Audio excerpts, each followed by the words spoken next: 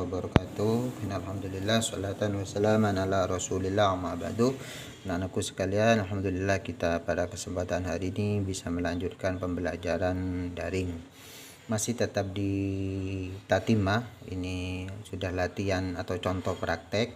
Langkah kedua kemarin sudah kami bahas. Selanjutnya pada hari ini ada langkah yang ketiga, yaitu merangkai dan menerjemahkan. Nah, kemarin sudah sampai di halaman 49. Nah, ini saya kira belum dibahas, tapi ini sama dengan pembahasan sebelumnya, bisa dibaca sendiri. Sekarang dipersiapkan halaman 40, halaman 50 ya. Langkah ketiga, perangkaian dan penerjemahan. Namun sebelumnya mari kita awali dengan baca hadarah kepada junjungan kita Nabi besar Muhammad sallallahu alaihi wasallam wa alihi wa sahbihi wa ashabihi khususan muallif kitab Amsalati wa man kita filaki wa alihi wa dzurriyyati al-Fatihah.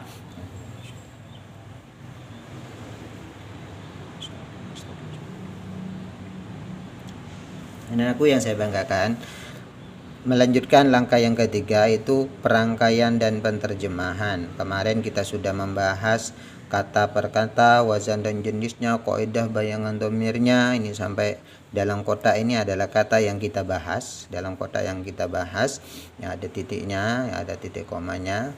Dan sudah bisa dibaca halaman 50. Pada kata ini ya, kaidah perangkaian, setelah fi'il harus ada fa'il. Fa'il pasti berupa isim atau kata yang didahului an. Itu yang menjadi fa'il. Mudhari' yang berdomir huwa yang didahulukan adalah fa'il dohir.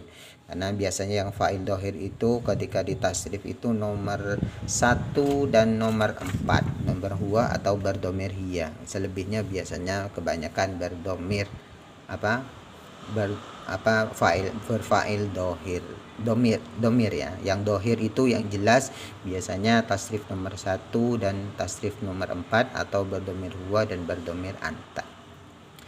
Jadi ketika di atas ini komposisi kalimatnya adalah titik fi'il pelengkap fa'il. Ya, titiknya wa, awal kalimatnya yambaghi. Li talibil ilmi ini kan rangkaian jar majrur.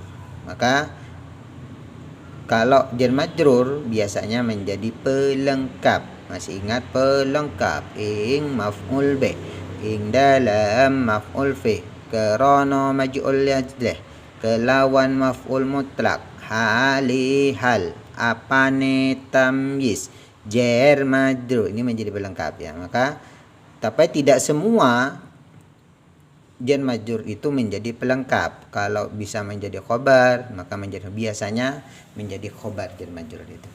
Kalau bukan menjadi fa'il ya. Kebanyakan menjadi pelengkap, tetapi kalau tidak ada khobarnya biasanya jar majrur itu menjadi khobar.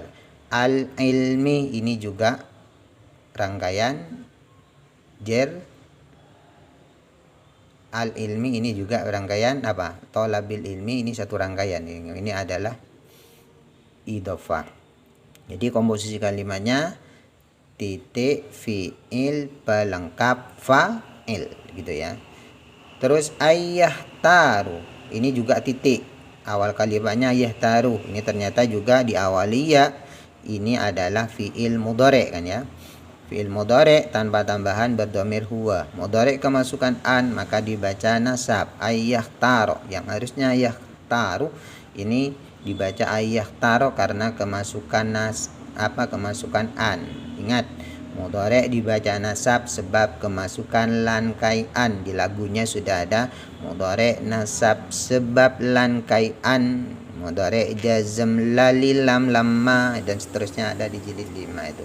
Min kulli ilmin ahsanahu. Jadi dia min kulli ini juga rangkaian jar majrur. Ahsanuhu ini menjadi fa'il.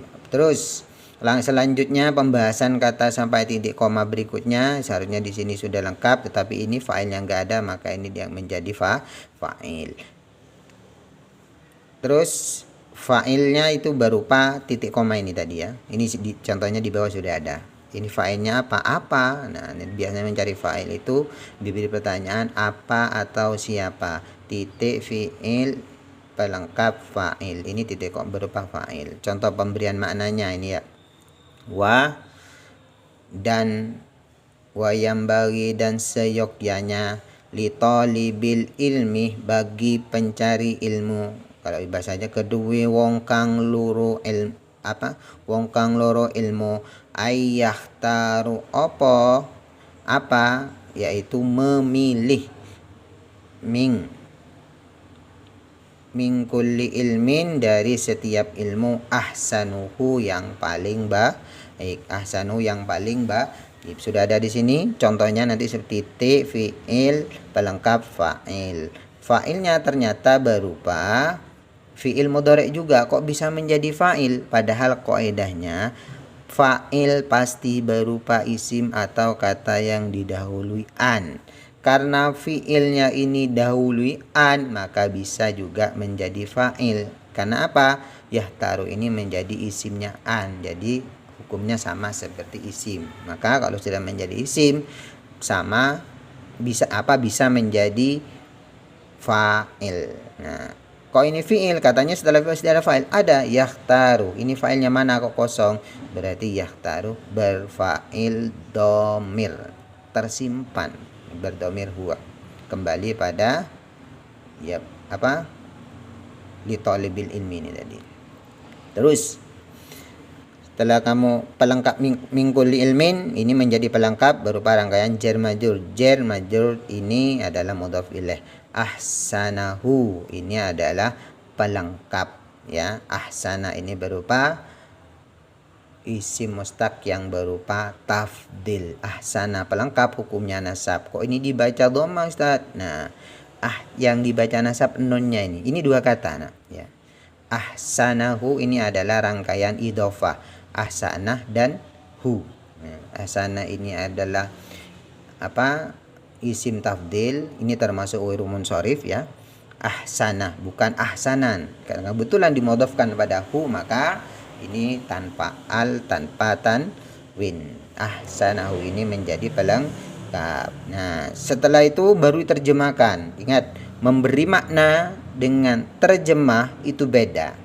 Kalau terjemah itu sesuai dengan ejaan yang disempurnakan, disusun dengan bahasa yang mudah difahami. Tetapi kalau memberi makna itu sesuai dengan kedudukan kalimat tersebut. Seperti tadi, ayah taruh. Kok bisa ada apanya? Apa memilih? Apa memilih siapa? Pencari ilmu.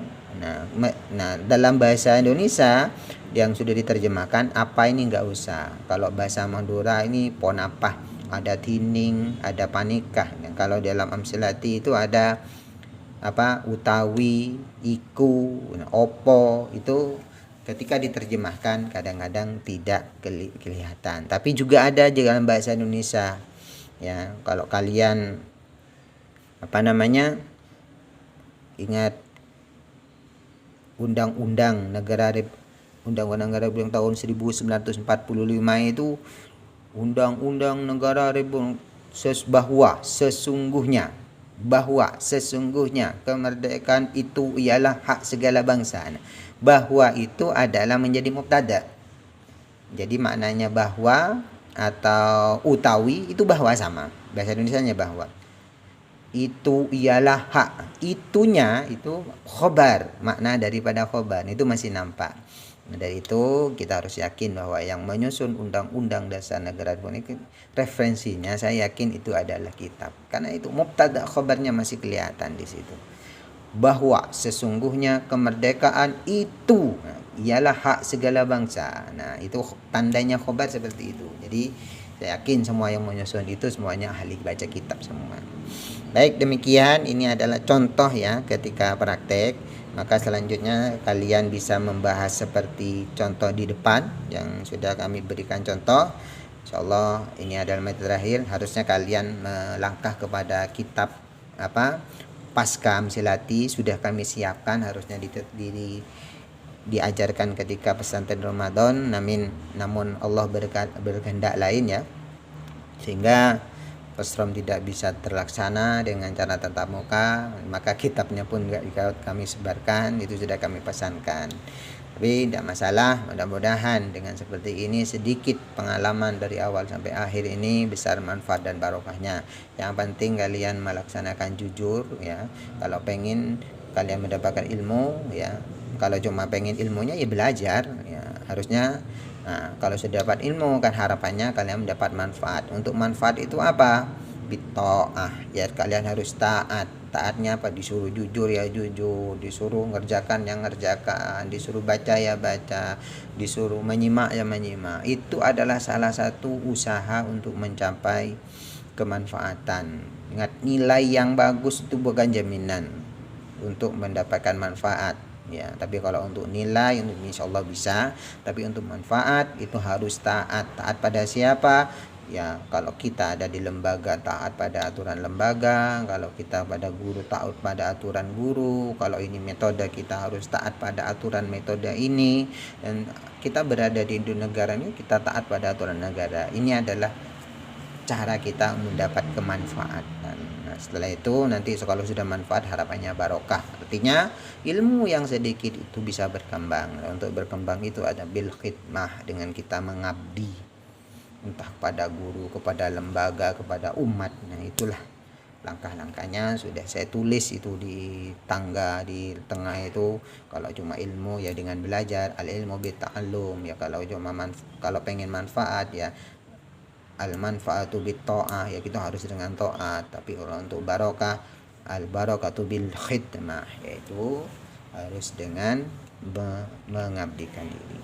Baik, selanjutnya ini coba kalian bahas yakhtaru. Ini sudah sampai di sini titik komanya. Nah, berikutnya wama, ini juga bayangan titik atau koma. Yahtaju saya kira sama dengan ini. Fil mudhari ilaihi, rangkaian apa ini? Jar majrur fi amradi, ini juga rangkaian jar majrur fil hal, maka otomatis ini titik fiil pelengkap.